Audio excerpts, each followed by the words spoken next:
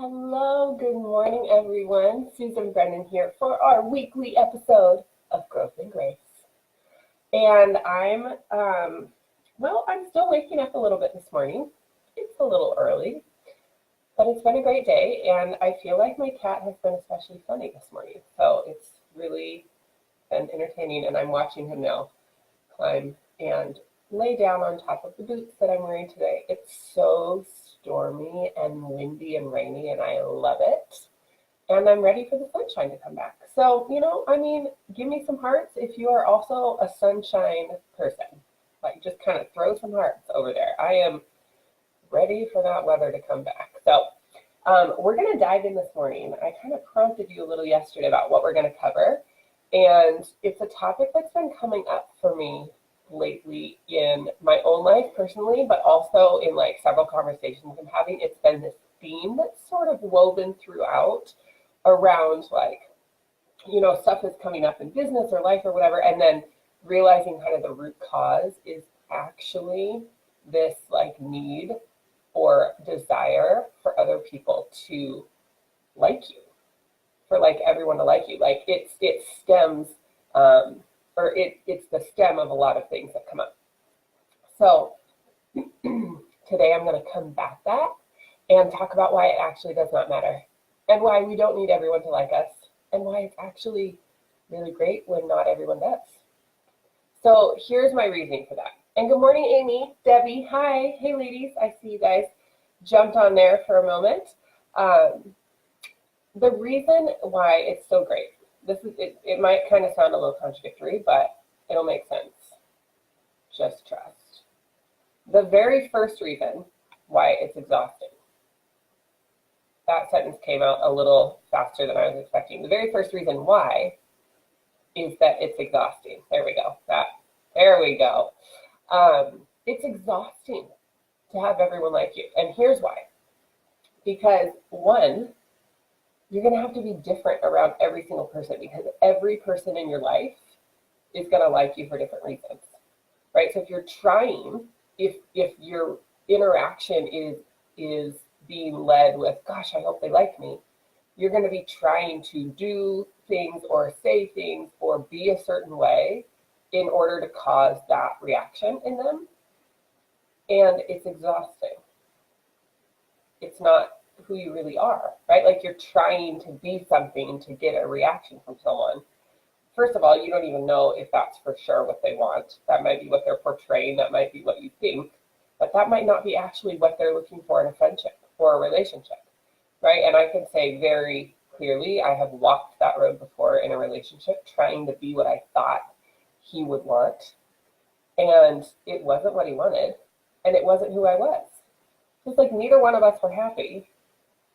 And neither one of us were feeling excited about the relationship because we weren't really being who we were. It's a mess. It's a mess. Let's just leave it at that.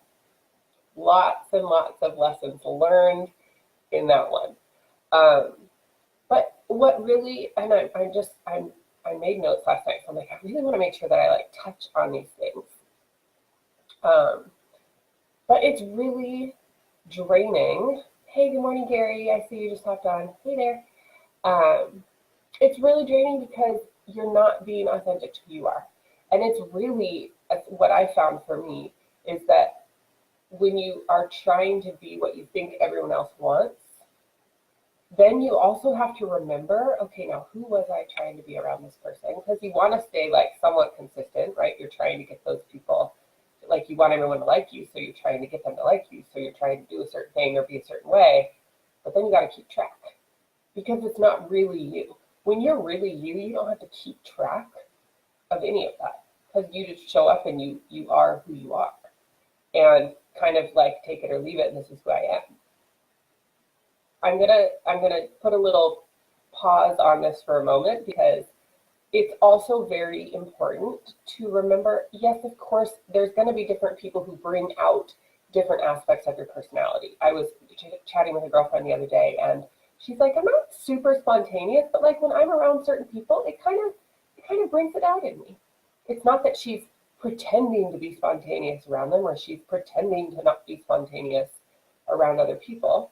certain people will evoke certain things. There's going to be your friends that you can just go have a productive day with and go grocery shopping together. And there's going to be the friends that, you have like those deep, like heart-wrenching, you're both sobbing at the end of them conversations that are just life-changing, and everything in between. So it's not that you're changing who you are to be in those friendships. Those are all very real parts of you that are being brought out by different people.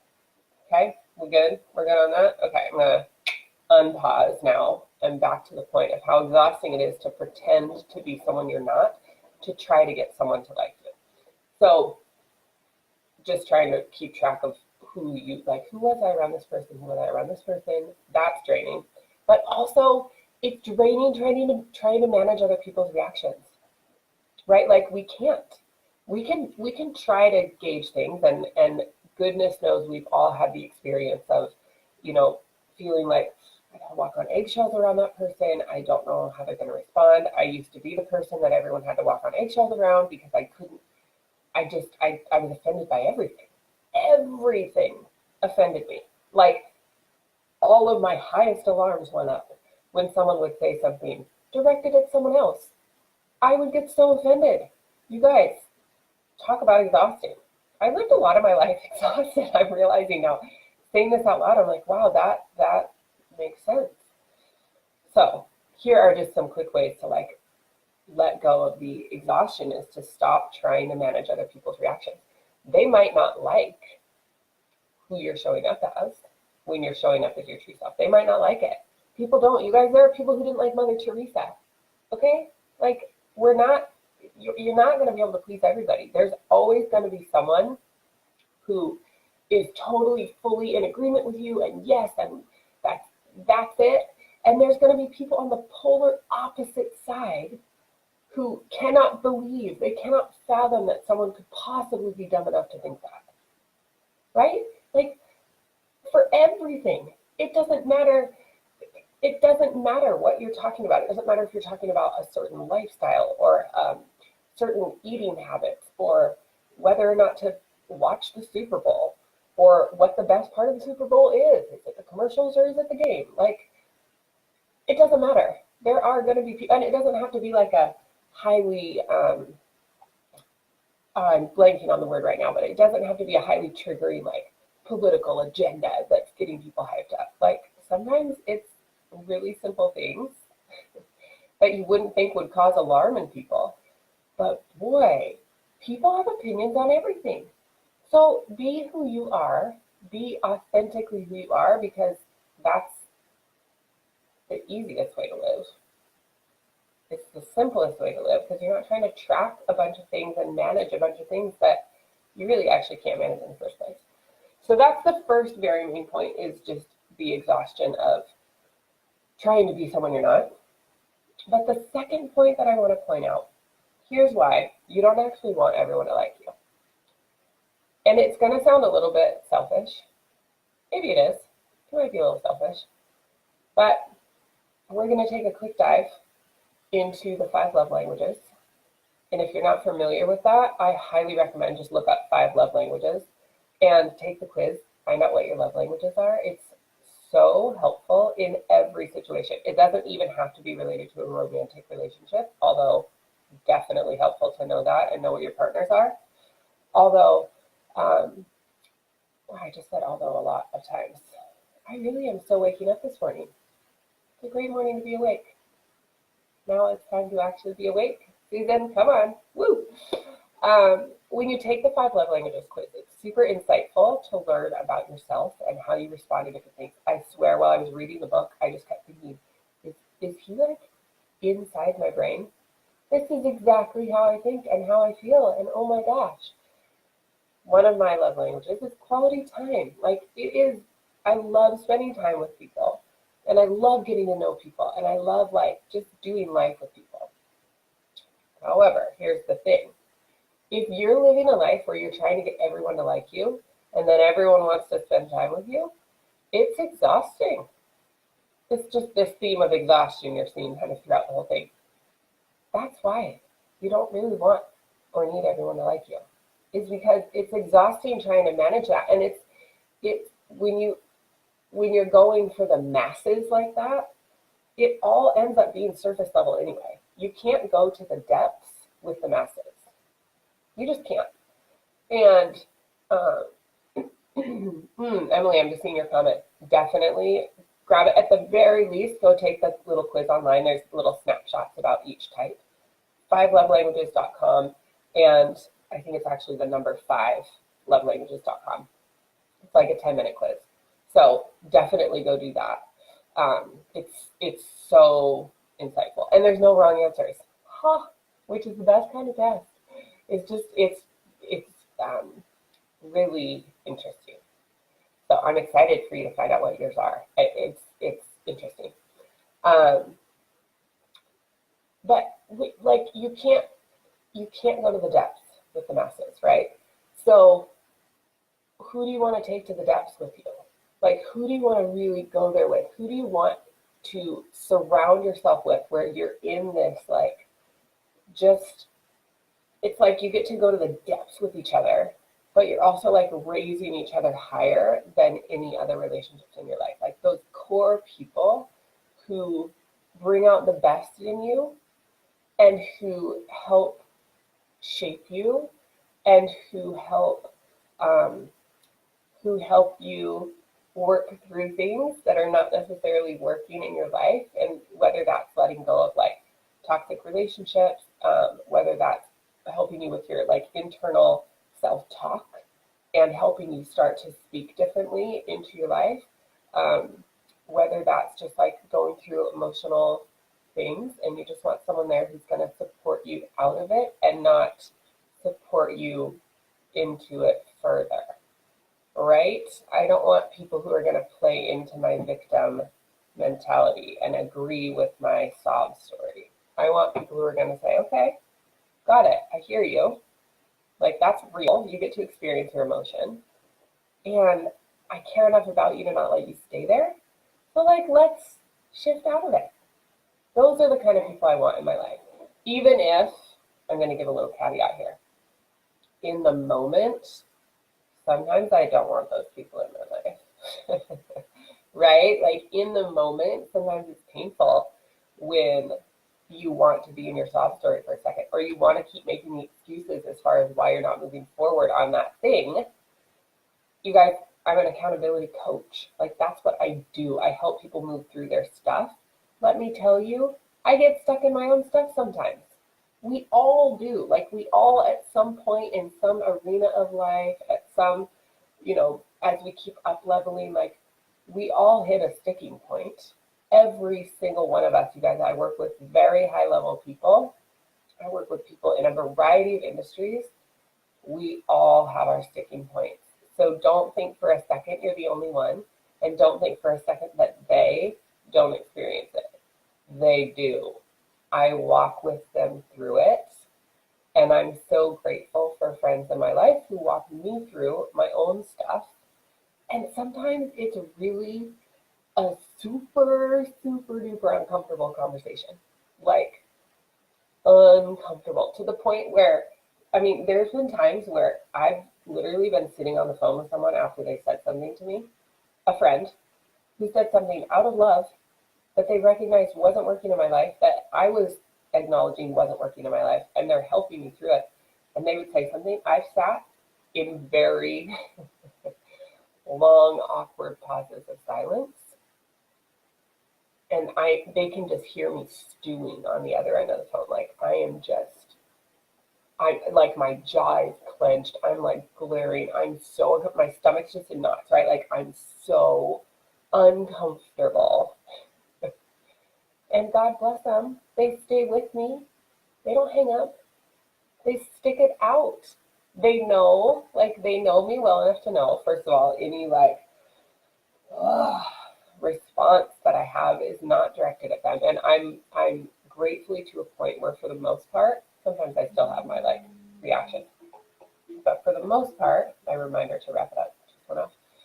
I'm able to even say out loud, I just want you to know that what I'm feeling right now, and if I do end up lashing out, it's not directed at you. And I'm able to say that and voice that. Even that will calm you down before you respond. Like just acknowledging that you want to lash out will help calm you down and bring you to a spot where you can even say, and I've said this to my friends, like, I know what you just said was to help me. I don't know that I really wanted to hear it right now. And I'm going to hang up before I say something that's not directed at you that could hurt you. Right? And they get it. And then we hang up and we have a conversation later about it. Like give yourself the time to chill with something. But allow your friends to like speak into those arenas. That's what friends do. They don't just let you wallow. They like lift you out of the wallow. They lift you out of the wallowing. They walk you through the wallowing. I don't know how we want to say that this morning. I don't feel like any of those are quite it, but anyway, that's all right. Thank you for the hearts, whoever said those. I took that on a tiny bit of a tangent this morning, but the reason I bring it that direction of like having the friendships that have that depth to it is because you can't have that when you're trying to please everybody. When you want everybody to like you, you don't get that. You don't get to have those kind of relationships when you're trying to like manage everyone and trying to be a certain way and trying to get everybody to like you. I'm just here to tell you, and you can be angry at the messenger if you want. It's never going to happen regardless of how hard you try. Regardless of how much effort and time and energy you put into trying to get people to like you, everyone's like, you're not ever going to have everyone liking you. And just as a kind of a side note, but a little bit related, if you're trying so hard to get somebody to like you, like one particular person like you, just like, oh, I just want that person to like, and you're trying so hard and you're putting time and energy and effort and you're just like, oh, and they're still not, like, let them go. My word, they're not there. They're not going to, like, stop wasting your time trying to get someone, trying so hard to get someone to like you or notice you. And again, I say that from experience, like, it's not worth it. If you have to try so hard to get someone to pay attention to you or to like you, can you imagine putting that type of effort in with that one person the whole time, like trying to, constantly feeling like you have to try to come up with a new, bigger or better thing to capture and keep their attention? The right people are going to come alongside you when you're being you. But you got to be you first. Otherwise, you're attracting people who are attracted to not you, but the you that they think you are. And they're not going to be able to be real friends because they're gonna try to be friends with this other person who's not really you. And it doesn't work. So be you. I know it's so cliche, but be yourself, and the right people will come alongside. And if you so desire, I didn't even plan on saying that, but I did actually put that specific thing in my Throwback Thursday Instagram post, you guys. It's an awkward picture from 7th grade. I think you should check it out. I just think you should check it out. You can read the caption if you want. It's a heartfelt caption, but the picture is, go check it out, Growth and Grace Life. So, yeah, enjoy that. And I'm seeing, now I noticed that I missed a few responses while I was chatting away. I am still figuring out what a good flow is to balance with the comments and what here, but everyone who's on, hi and good morning. And I'm going to wrap for today. That's going to be a wrap, or as my phone alarm says with director's thing, time to cut. So I will leave it there, but just be yourself and know that you're going to get amazing, incredible people surrounding you, cheering you on. And you have this community too, cheering you on and sending you so much love. So I will see you, let's see. That was my reminder really to wrap it up. That's what it says. Not time to cut. It says wrap it up, but it has a director's thing on it. I'm going to see you guys next week. Growth and Grace, 6 a.m. Pacific, every Thursday. Also, happy Valentine's Day, because it's February 14th today. So happy Valentine's Day. And happy my birth month. We'll be talking about that next week, because next week's my last Facebook Live before my birthday. It's not my last Facebook Live. It's just the last one before my birthday. And I'm going to fill you in on some really fun details and just some fun, like, excitement that you can create in your life. Yeesh. Okay, until next week, you guys, have a phenomenal day, and I'll talk to you soon. Bye for now.